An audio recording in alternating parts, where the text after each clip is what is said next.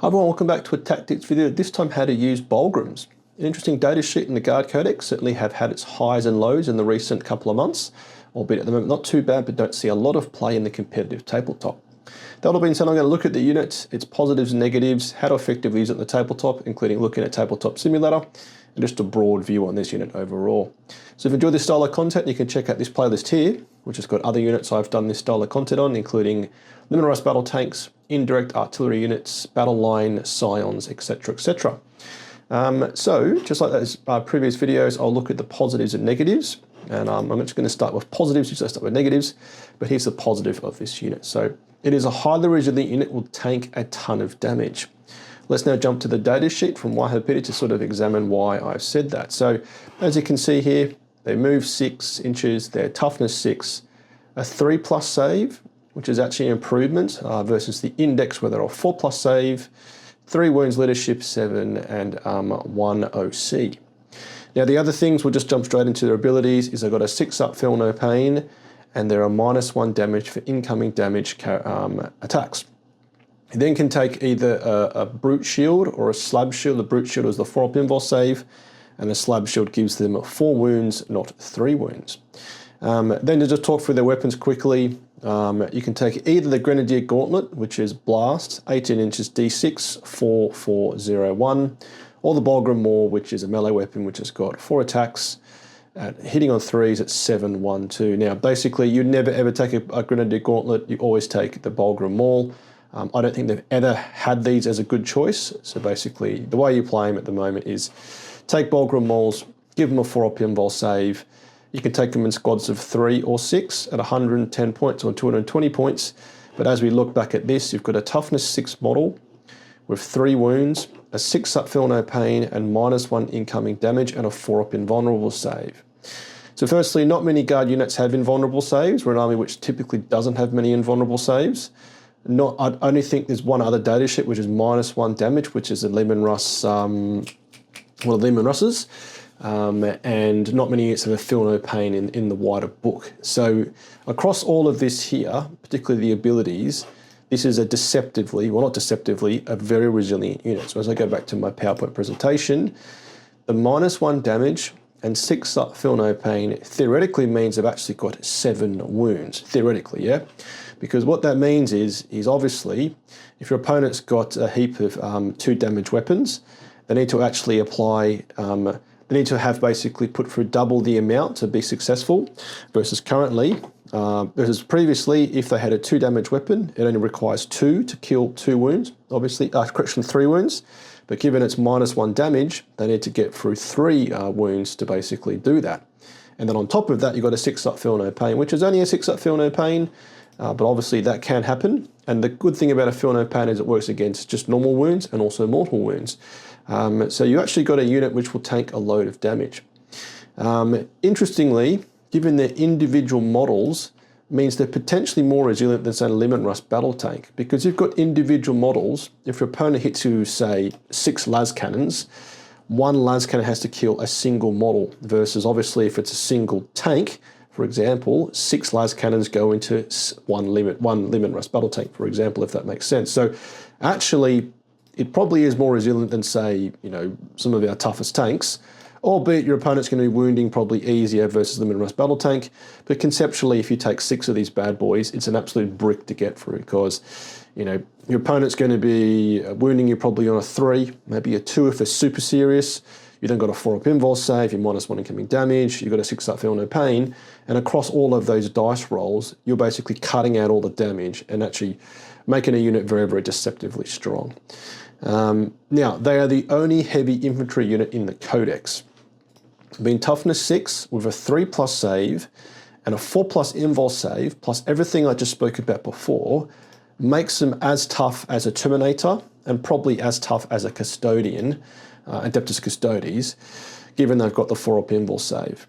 So I really want to stress this here, is that even with the point changes that have occurred and some wider rule changes, they're still an incredibly resilient unit that can tank loads of damage. And definitely I've used them a fair bit in the past, and I can think of many fond memories where I put 6 into, say, a Demon Prince, and they would fight it out for 3 turns, because constantly rolling a 4 pinball save, you might as well commit damage, it's up feel no pain, and your opponent is killing way less than they would have hoped.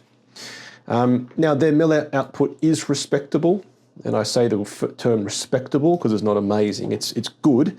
It's definitely very good for guard. We go back again. You've got 4 attacks each, so that's 12 attacks if you've got obviously 3. That's 24 attacks if you've got 6. Hitting on 3s is good. At strength 7, AP 1, 2 damage. So that means against all infantry, you're wounding on 3s. AP 1 is not great, but it's fine. And obviously 2 damage means against sort of like typical Primaris Space Marines, you're going to kill a dude per successful wound. So their melee damage is respectable. And of course, we're operating within the codex, which broadly you don't have many good melee options. There's one keep section of that. Then the other thing is they've got the grenade keyword. Again, this is fantastic. Having grenade keyword, interestingly, in the Guard Codex isn't that unique, but having the grenade keyword full stop is great because you can throw the grenade, throw the stratagem, and also then you can also use another stratagem in one other detachment I can't remember off the top of my head, but having the grenade keyword was also very good. And then a good thing is 6 models are priced the same as 3 models, where 6 models is 210, as 220 as you saw before, and 3 is 110, unlike Ogrins, where you pay 60 for 3 and 130 for 6, and you pay premium if you take more. Now, a little easy one, a little fun one is that they're easy to paint.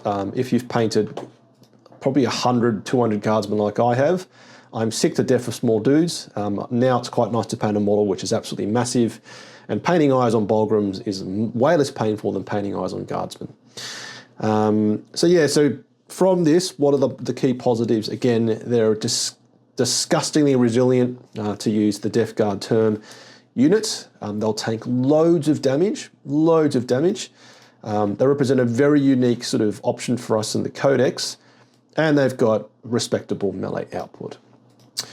Okay, so what are the negatives? Now, first, before I get to the negatives, definitely in the competitive tournament scene, which I partake in and keep an eye on, Bullgryns have disappeared from the competitive scene. So let's talk about why that is the case. Okay, so they don't have the regiment keyword. That means they don't interact at all with our army rule. Full stop. So they join a very sad list, which includes Rattling Snipers, the Valkyries, the Valkyrie gunship, all of our super heavy options, all the Bane Blades don't take part.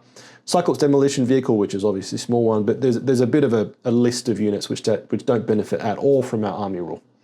So what this means is you're relying solely on their datasheet to play these units.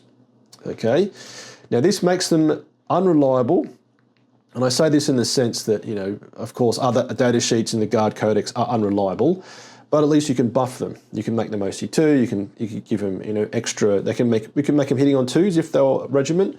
You can make them hit on 3s with their weapons, with their shooters if you want to, etc., etc.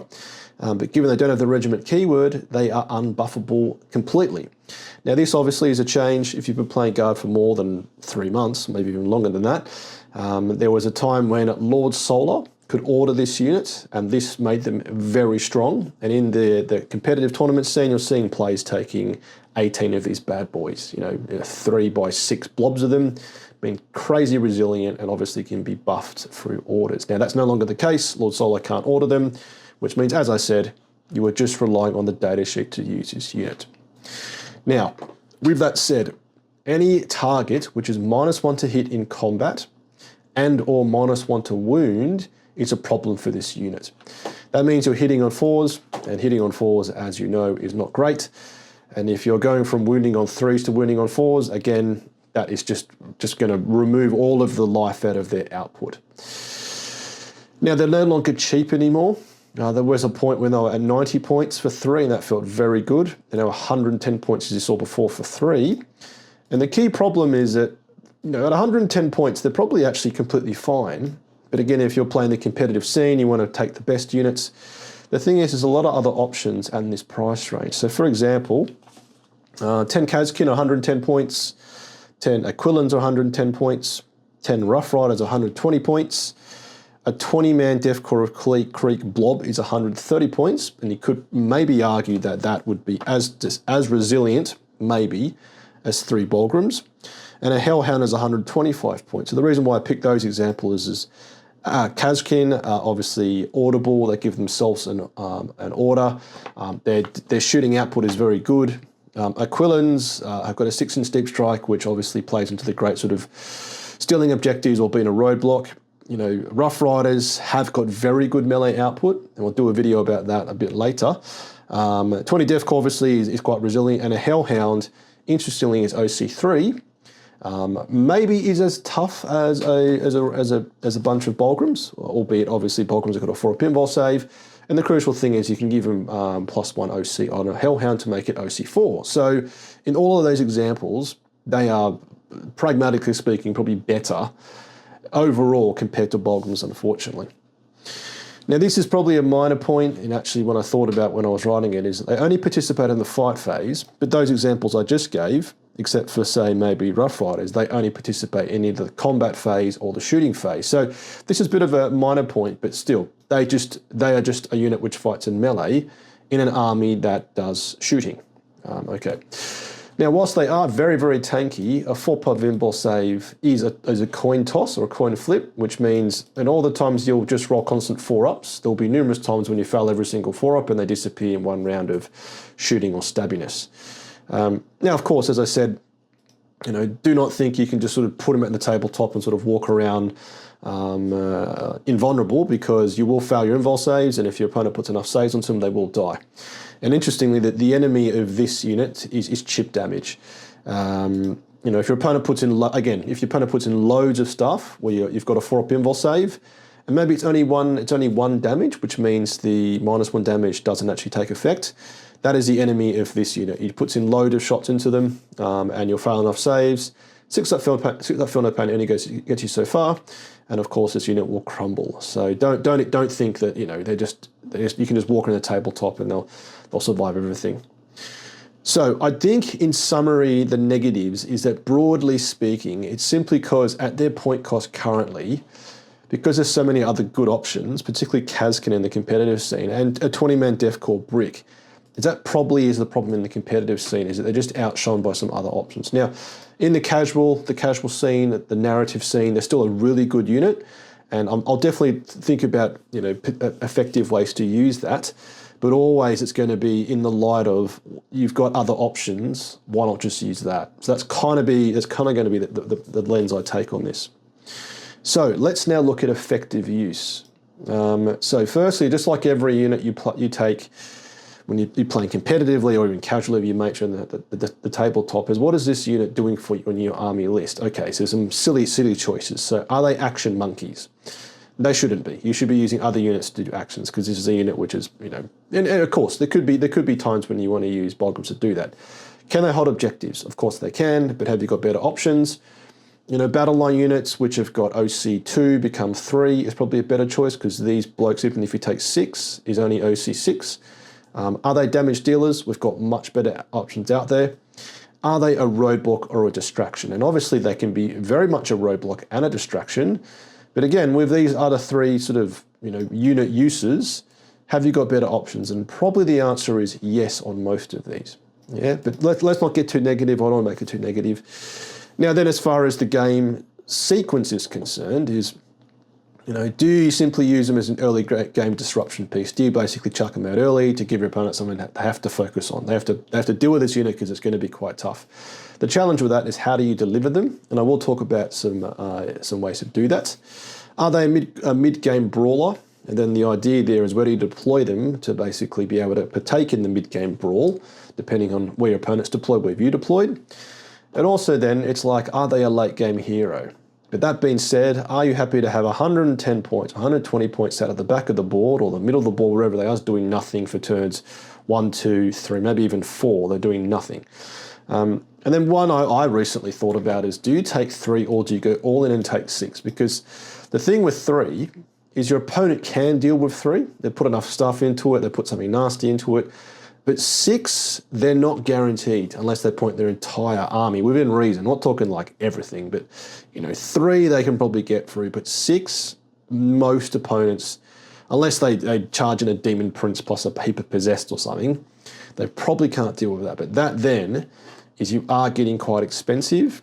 And 6 models versus 3 means they can't go on a transport. Well, the only transport we've got besides, say, a Baneblade size model.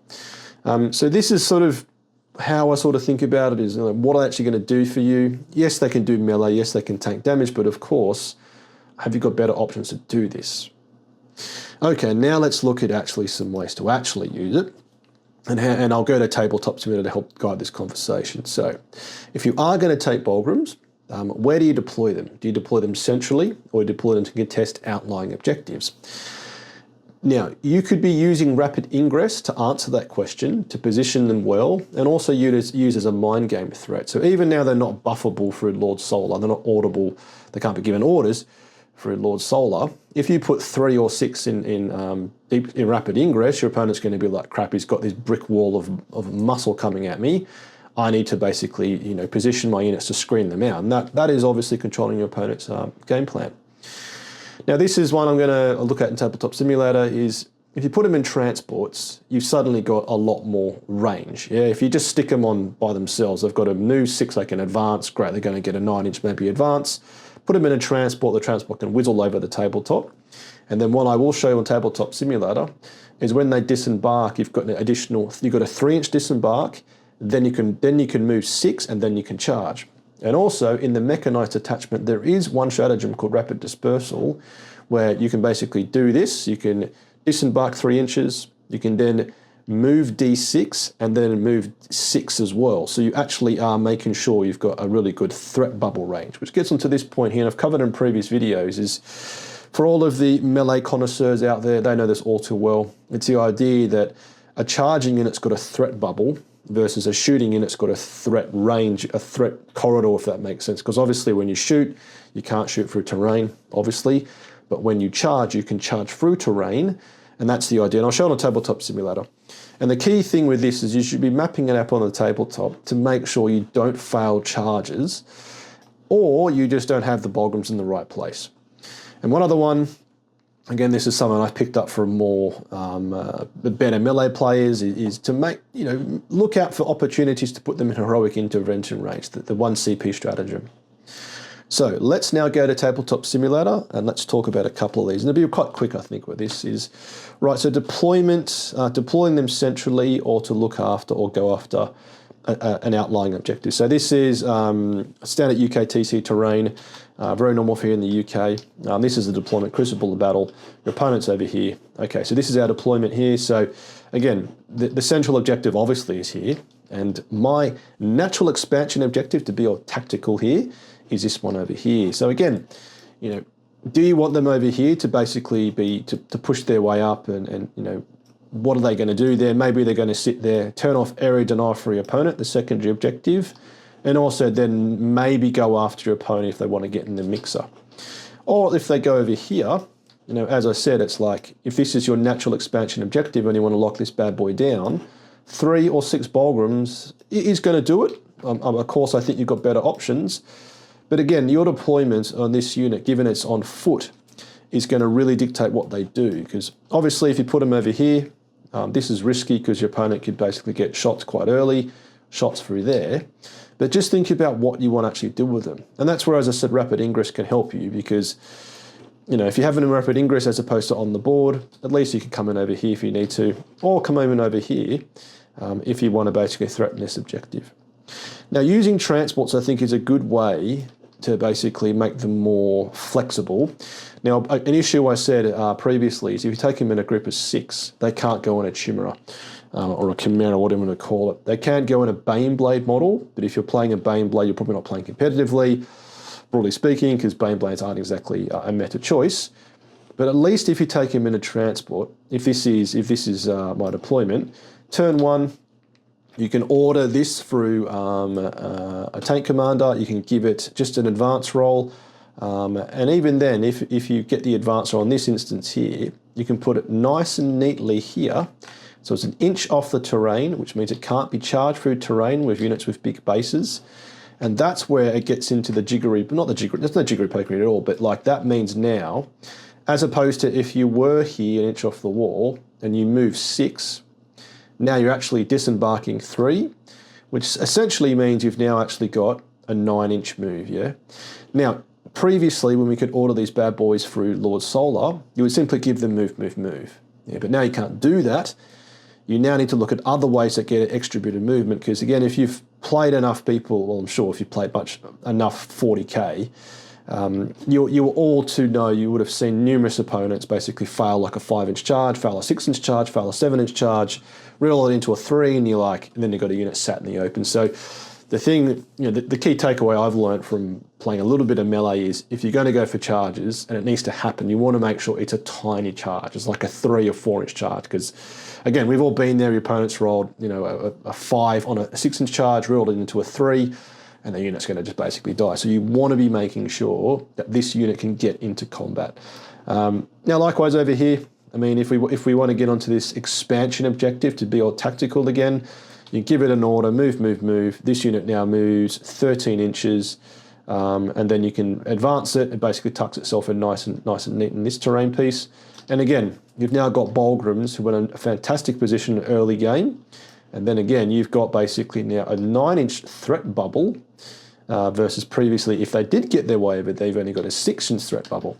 Now, as I said, in the mechanized attachment, there is a stratagem for rapid dispersal, which means you can disembark, you can move, and then you roll a d6 for that extra movement. So that would be on average a 3, which suddenly means you've now got a 12-inch movement. Yeah, so let's pretend you've got a 12-inch movement. And typically in this game in UKTC, your opponent will have stuff all sitting here. You can then get your boys in the mixer and hit away with their batons, which is fantastic. But again, you've only got 3, not 6, because as I said, you can't put more than 3 in a transport because these blokes are so freaking massive.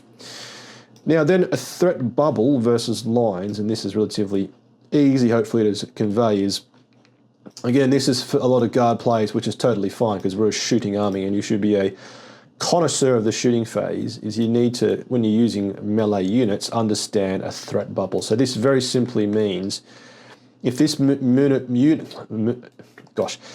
moves 6 plus a 12-inch threat range, means actually, theoretically, you've got an 18-inch threat bubble, yeah? Theoretically.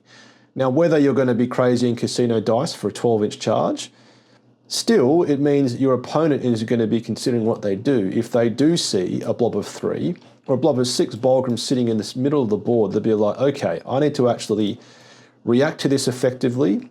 I need to maybe push my units back a bit further.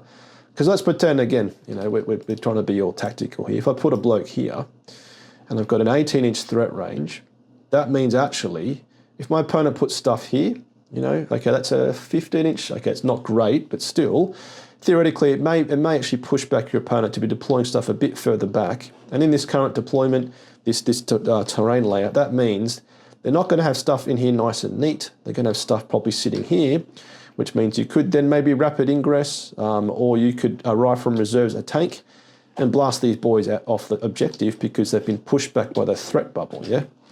So this is definitely, I think that's the thing, Bullgryns, they're still, in the meta, they're not used much because you can't buff them, but I still think they're definitely a data sheet which is still good, and the key thing, as I said, is they're giving you a tool which you broadly don't have. Like nothing else comes close to being this resilient from an infantry point of view, or having melee as close to this. Now, of course, we've got Rough Riders, they're a glass cannon, they are very good in melee, and I'll do a video with a guest speaker, hopefully soon, on that. But Bullgryns definitely an answer to that. They're a very resilient unit which can contribute to the fight phase, albeit maybe not that reliable, but definitely they are much better in combat than, say, 20 jungle fighters, for example, who will disappear when they get stabbed back and do probably no damage. Now, the other one is Heroic Intervention. This is a good tool I picked up from David Gaillard, actually, a good Kiwi Guard commander. He's a very good player, one of the world's best. Again, if you've got some dudes here, say they're stuck there for whatever example, and your opponent is going to charge into them to take you off the objective, you then basically place some Bullgryns within the 6-inch required for Heroic Intervention.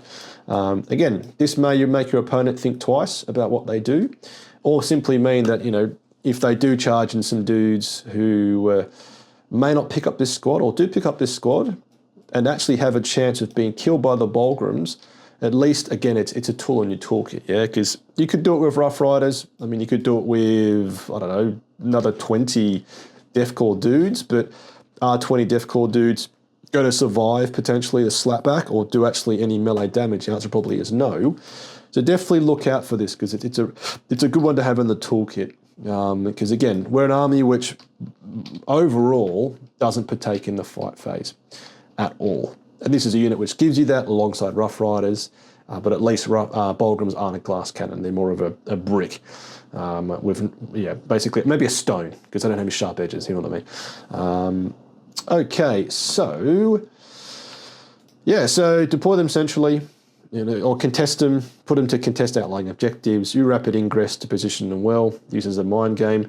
I think transport's probably is a bit of an unlock, a very small unlock because that extra movement to get them around the tabletop, the plus the 3-inch disembark. And again, in mechanise, at least you've got a bit more sort of movement here. But is that enough to build a list around? Maybe. A threat bubble, map it out in the tabletop, and definitely don't be failing charges, which, you will be failing charges sometimes. And as I said, keep them in Hurricane Dimensions. So, what's the summary of this unit? So, the positives. They're a highly resilient unit that is unique in the Guard Codex, as said. Again, toughness 6, 3 up save, 4+ invul save, 6 up feel no pain, -1 incoming damage, means they will tank loads of damage. And again, if you've played Guard for a number, more than 6 months, the good old days was taking 12. I took 12, and they were just a brick. They're just ridiculous to get through. Now, they can rumble in the fight phase, as I said. They've got respectable melee output, and they've got good melee output in the confines of the Guard Codex. Yeah, because again, we don't have much else. But at 110 points, they compete with a load of other options, which probably do a better job overall. And having no army rule at all is a ginormous problem, because again, you're relying solely on their data sheet. As I said, they're outshone by other options such as Kazkin, Aquilans, Rough Riders, 20-man Deathcore Blob, or a Hellhound. And they require an understanding of the fight phase that a lot of us Guard commanders, me included, simply don't have. And that's also a positive. Now, being a grown-up and being 40 years old, this is a chance to learn the fight phase because, the best way to sort of learn to do something is by doing. So whilst you may not have a good understanding of the fight phase, this may force you to have that. And there'll be loads of other YouTubers out there or paid learning services like Vanguard Tactics or Art of War. We can go and pay them to teach you, or you can just watch other YouTubers who are better at the fight phase than I am. So that's definitely a positive and a negative, but a chance for you to become a better player overall. So what do you think? What's your perspective on Bullgryns? How do you use them? Do you think they suck? Do you think they don't suck? What have I got wrong? What have I missed? Again, I love to hear from you. Feedback is important from you. So if you don't like the content I produce or the way I deliver it, please tell me, because I'm always open to getting better as a YouTuber. So please get commenting. Let me know what you think. And if you enjoy this video and want to support me, you can do so by like, comment, or by subscribing, or simply watching any of my other YouTube videos. I'm a true Astra Militarum variety YouTuber. I do a lot of tactics videos at the moment, but also do like hobby, kit bashing, and painting. And also assembly, tutorials, unboxing, and sometimes also lore videos where I draw my experience as an Australian soldier many years ago, where I served as a rifleman to bring a unique perspective to Astra Militarum lore. If you're super keen, you can become a patron and become a Patron Platoon member. We get a little miniature assigned to you for roll call at the end of each video, or simply becoming a channel member. Finally, had some channel dice produced by the amazing guys and girls in the US called the Dice Baron. These are custom dice. They've got my channel logo. And as you can see in the image I'm popping up here, they've got a nice little camouflage scheme. So if you want to buy those from me, which will be greatly appreciated, check the description below, and I'll email you the details, which is basically a PayPal link, and I'll ship to you anywhere around the world. So super thanks to all my current channel members and patrons. It gets motivated to make more YouTube videos for you, the Guard community. So keep your bayonet sharp, last gun oiled. Fair for the Emperor strong. Patron Platoon, sound off. Tank Commander Glenn. Tank Commander Mitchell. Tank Commander Watchdog Van Etten. Lieutenant Burke Nielsen. Lieutenant Smith. Colour Sergeant DuPont. Sergeants Adal, Scott, the Colonel Merrill. Veterans Gibson, Hall, Lundeen, Guardsman Beard, Coquelin, Easingwood, Hills, Lyons, Malik, Nitton, Medicae Rolfe, Tontkin, Conscripts England, Evangun, Goodwin, Honorary Members Bullgryn King, Syker Smith, Cyan Gaylard, Aquilon Nassim.